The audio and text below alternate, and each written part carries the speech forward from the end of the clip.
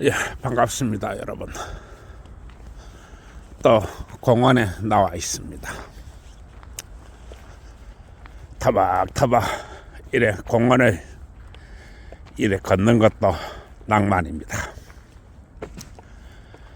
내가 요즘 이렇게 유튜브를 찍다 보니까 이래 동네 공원에도 이래 나와가지고 이래 한 프로 찍으면서 이래 돌아다니지.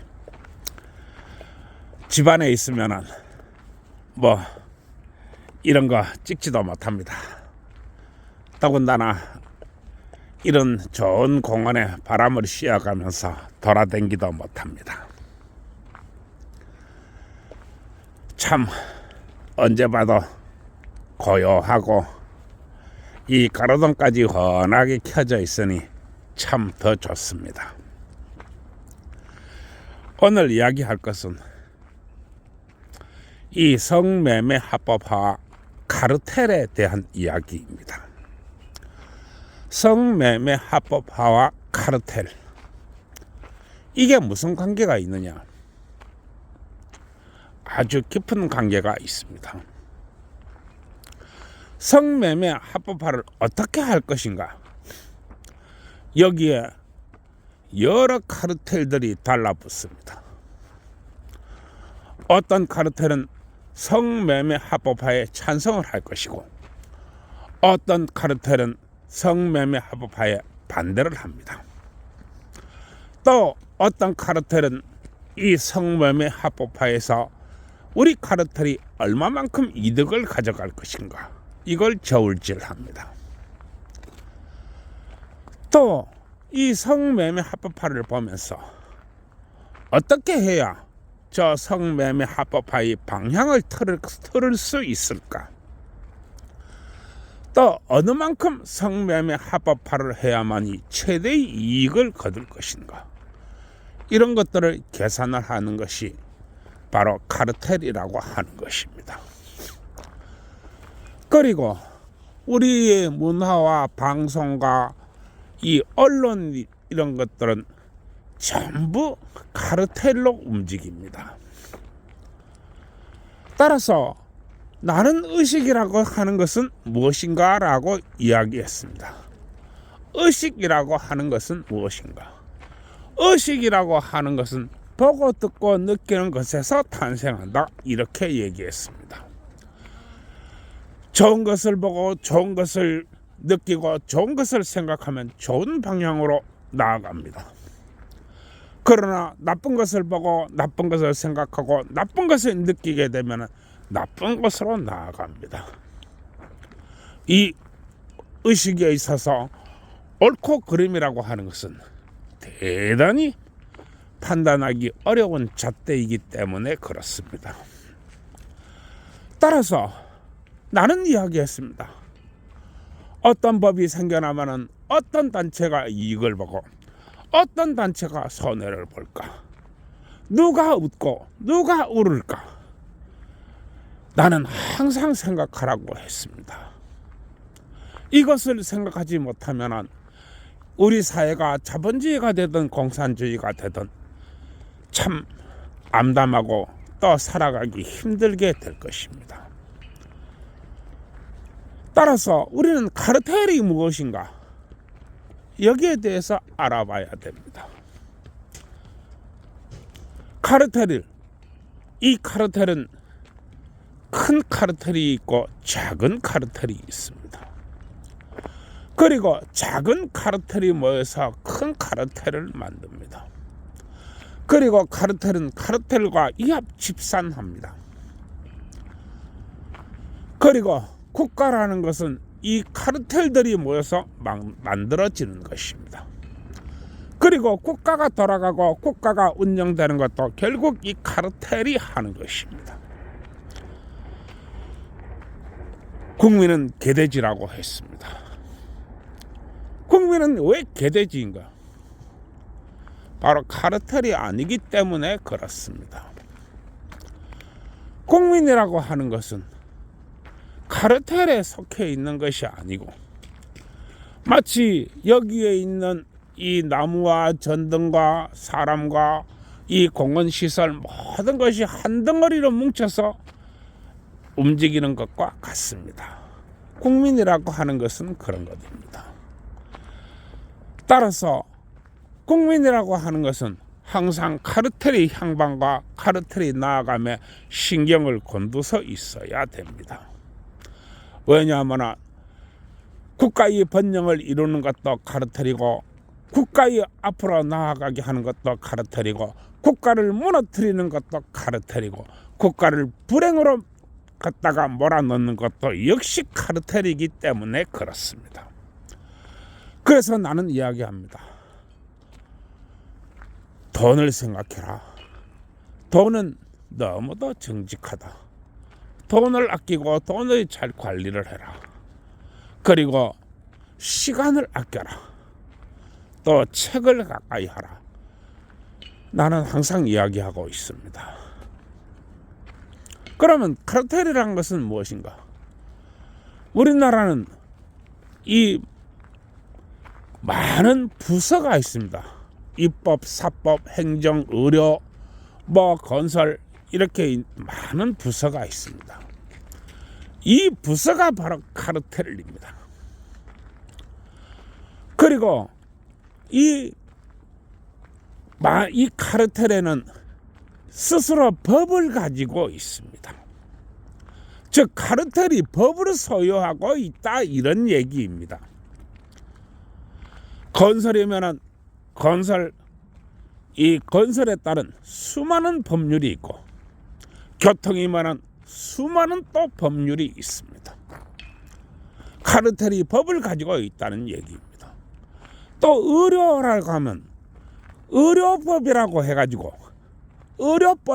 해가지고 또 엄청나게 많은 이런 법률이 있습니다. 정말 엄청나게 많은 법률이 있습니다. 마찬가지로 우리나라의 사법부라고 하는 것은 우리나라의 사법에 관해서 엄청나게 많은 법을 가지고 있습니다. 그리고 있어서는 안 될, 정말로 있어서는 안 될 종교단체의 종교법도 있습니다. 국가가 법을 만들어서 종교단체를 보호를 하는 것입니다. 이 종교법은 완전히 폐기되어야 합니다. 종교단체가 어떻게 국가가 국민을 상대로 자신들을 보호하는 법을 가질 수 있단 말입니까? 종교단체의 역사는 섹스와 폭력으로 된 역사입니다.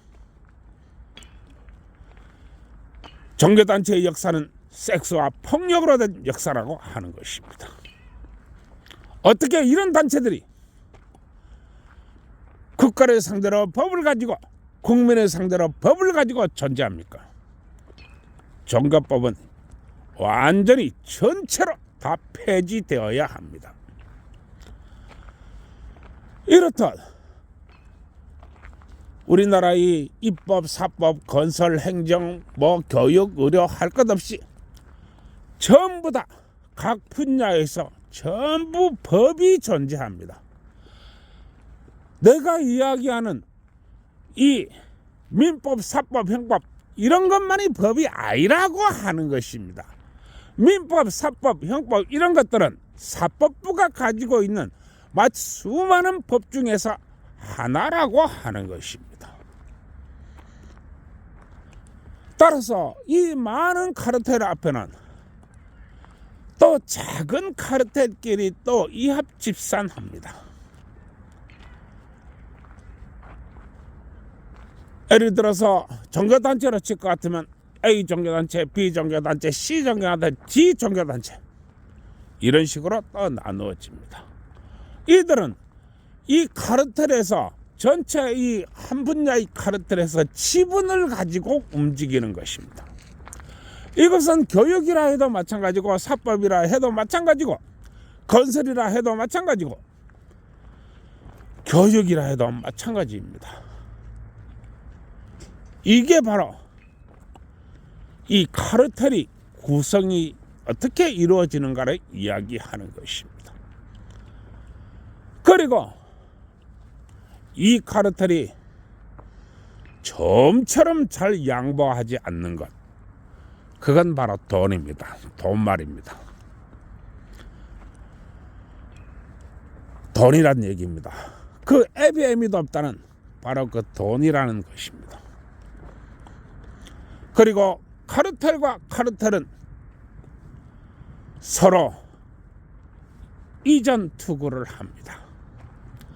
카르텔과 카르텔이 서로 이전 투구하고 때로는 야합을 하고 때로는 밀고 당깁니다. 이게 바로 카르텔이라는 것입니다.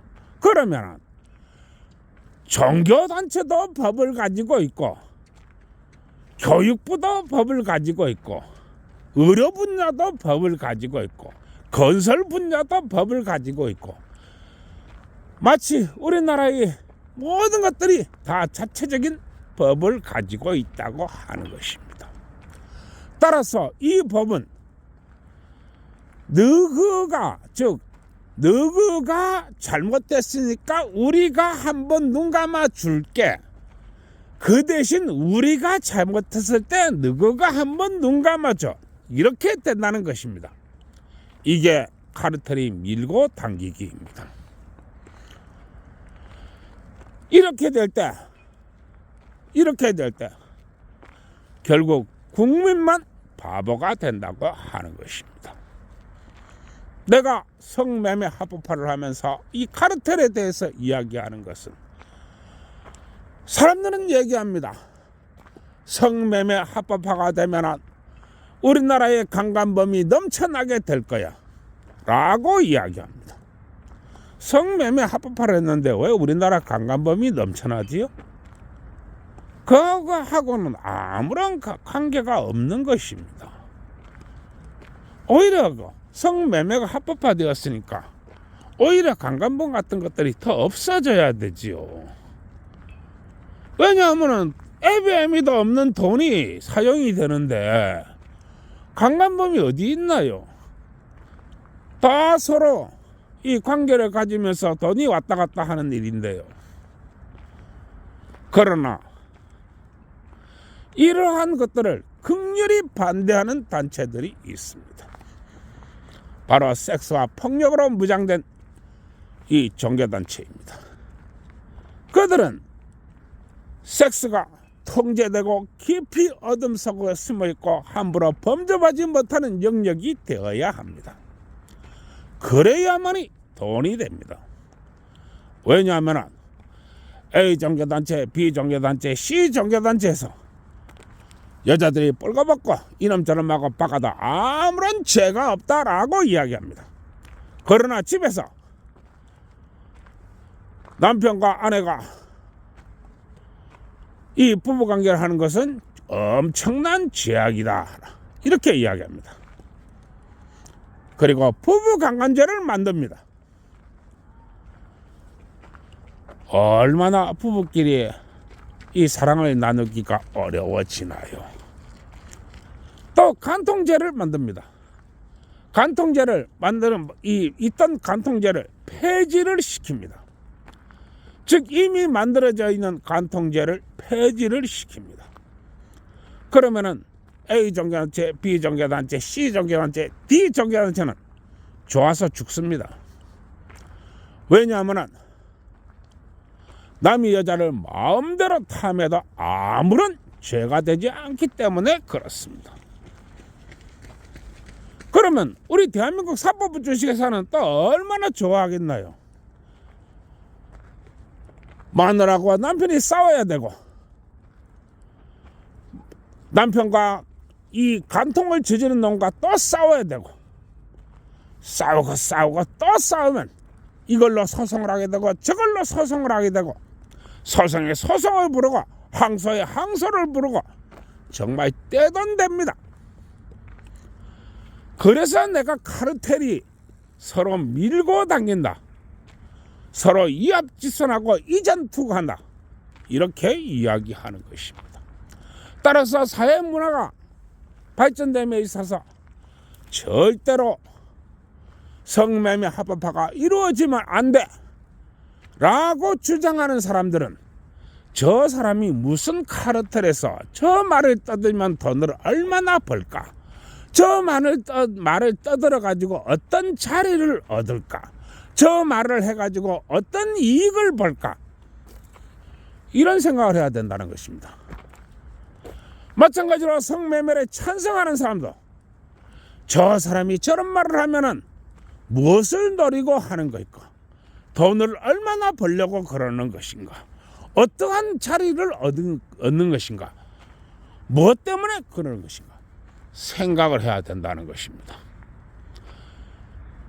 나는 이야기합니다. 성매매 합법화는 반드시 대한민국 내에서는 대한민국 여성들만 할 수 있다. 외국 여성은 절대로 성매매 합법화의 대상이 아니다. 그리고 외국 여성들은 노래방이나 단란주점이나 이런 것에 취업을 하면 안 된다. 또한 유사성행위가 발견되었을 때 즉각 추방해야 된다. 난 이렇게 얘기했습니다. 그러나 나의 이야기가 이렇게 한다 할지라도 또 여기에 반대하는 사람들이 말이 있습니다. 여자는 다 똑같은 여자다. 흑인이나 여자나 백인 여자나 한국 여자나 다 똑같다. 따라서 성매매를 한국 여자에만 국한시키는 것은 대단히 나쁜 것이다.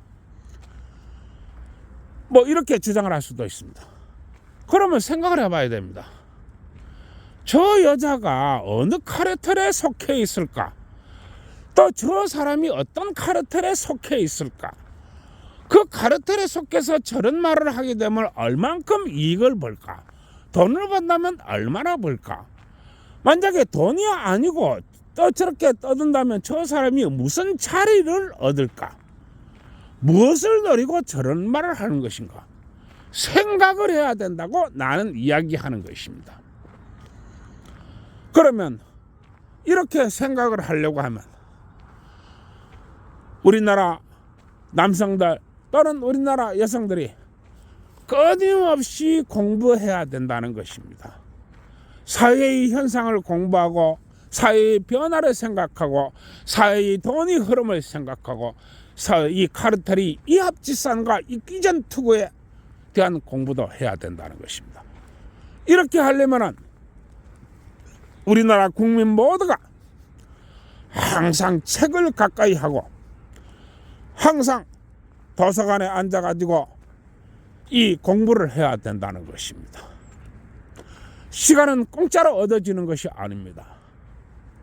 만약에 아침 9시에 이 출근을 하게 되면 아침 9시에 이제 일을 시작해가지고 오후 5시에 마친다고 칩시다.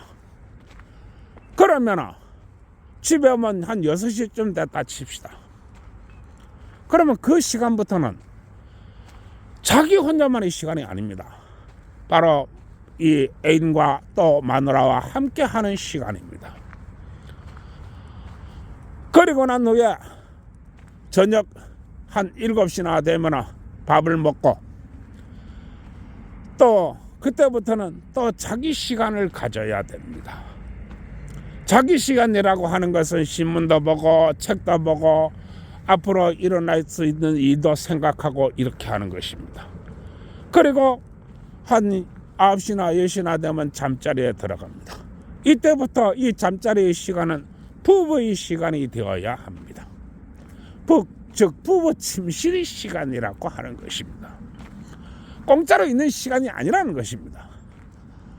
그리고 가능하면 마누라와 함께 남편과 함께 이 사랑을 나누는 시간이 되어야 합니다. 그리고 이 사랑을 나누는 시간은 하루 중에서 가장 소중한 시간입니다. 그리고 내가 이 세상에서 가장 아름답다고 여기는 것, 이 세상에서 가장 사랑스럽다고 여기는 것, 이 세상에서 가장 소중하다고 여기는 것, 그것은 바로 벌거벗고 있는 바로 자신이 짝이 나신입니다. 이해하시겠습니까? 즉 자신이 짝이 이 나체라는 것입니다. 그게 이 세상에서 가장 아름다운 것입니다. 따라서 사랑을 나누다가 이 둘이 함께 안고 또 편안한 밤을 보내면 됩니다. 그리고 아침에 일어나서 이제 마누라가 챙겨주는 밥을 먹고 또 마누라가 챙겨주는 옷을 입고 또 출근을 하는, 이게 맞는 것입니다. 이게 지극히 보통이 평범하고 보통이 행복한 사랑입니다. 그러나 이러한 사랑에 잣대나 수치를 갖다 대야 돈이 되는 놈이 있습니다. 부부가 서로 성행위를 하면서 행복하게 사는 꼴을 못 보는 놈들이 많이 있습니다. 왜냐하면 부부가 행복하고 사랑하게 되면 돈이 안 되기 때문에 그렇습니다. 돈 말입니다. 그리고 여기에는 많은 조건이 있겠지만 또 다음 시간에 또 기회 있으면 또 하기로 하고요. 오늘은 카르텔만 이렇게 이야기하는 것입니다. 국민 여러분들이 깨어 있으려고 하면 보고 듣고 느끼는 이 의식이라는 것을 외부에서 가져오는 것들을 절제하고 가려낼 능력이 있어야 됩니다. 그래야만 이 의식이 다듬어지고 매끄러워지고 부드러워집니다. 의식이라고 하는 사람이 총체의 생각이라고 하는 것은 다듬어지지 않은 그냥 이 돌멩이에 가깝습니다. 그러나 스스로 책을 보고 스스로 연구를 하고 뉴스를 보고 사건을 스스로 판단해보고 문제의식을 가지고 쳐다보고 이렇게 되면 의식이 매끄러워지고 다듬어집니다. 그때 의식은 금덩어리가 될 수도 있고 진주덩어리가 될 수도 있고 수정덩어리도 될 수 있습니다. 이렇게 스스로 갈고 닦아야 합니다. 만약에 나의 성매매 합법화가 이루어진다 할지라도 이 성매매 합법화가 카르텔을 통해서 카르텔의 힘과 능력으로 이렇게 다듬어지고 가공이 된다면 아마 수정하는데 참 어렵지 않을까 내 이래 봅니다. 국민 여러분, 그리고 나의 이야기를 듣는 여성 여러분, 남성 여러분,